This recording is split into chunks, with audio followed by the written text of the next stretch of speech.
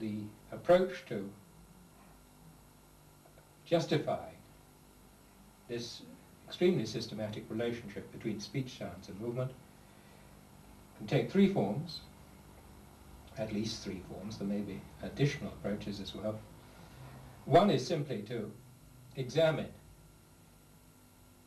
as is done in the book, how far the appearance of words in each group, in particular words, seems to be associated with a particular type of meaning. Now, for reasons I will describe later, one can't assume that wherever the initial letter in a word belongs to a particular group, then the whole meaning of the word will be related to that initial letter. But one would expect to find, in a good number of cases, some relation between the character of a word, its broad meaning, and the character of the movements associated in this system I've explained with each speech sound. So that's the first approach. The second approach is to go in much more detail into the way in which speech sounds may be combined into words, and at the same time the associated movements and arm positions are combined into an enlarged gesture, if one uses that word, an enlarged complex movement of the hand and arm, which in contour or otherwise has some relation to the meaning of the word with which it is associated.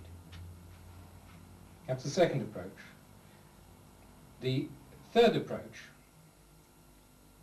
is one much more difficult. It's one which is impossible to demonstrate on a videotape or in print, and it requires the listener or anyone who is interested in verifying the system proposed, a relation between speech sounds and movements, to carry out an introspective process. Now, I know introspection is an undesirable word in some quarters, but it seems unavoidable when one is considering a relation between one's spoken language, the words, the sounds one makes, and the movements one makes. It's unavoidable that one has to concentrate and examine one's own internal mental state. One has to relate that internal mental state to the outward expression of it, either in words or in movements. But I won't discuss that at the moment, because though it's the most convincing, once one has tried it out, it requires concentration, relaxation, and a sincere wish to verify or disprove, as the case may be, the truth of the system proposed.